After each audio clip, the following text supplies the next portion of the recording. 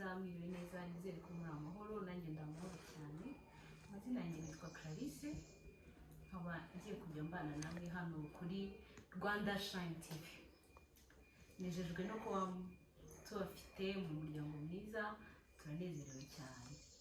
Hano rero kuri Rwanda Shine TV hagiye kujya haberaho ibintu byinshi bitandukanye. Nzajya mba ndi kumwe n'umugabo wanjye, we tugiye kujya tuba turi kumwe tubahereza ibintu byinshi.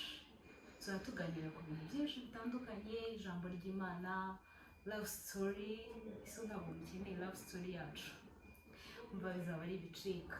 Tuzajya tuba duhari tuganira ku bintu byinshi bitandukanye. Ni ukuri nzanezerwa no kuba mbafite, kandi ni ukuri bizaba biryoshye.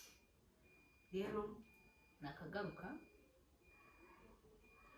iminsi iracyahari, ukadeke kubabwira byinshi cyane umugabo wanjye ataraza, kuko bizajya biba biryoshye.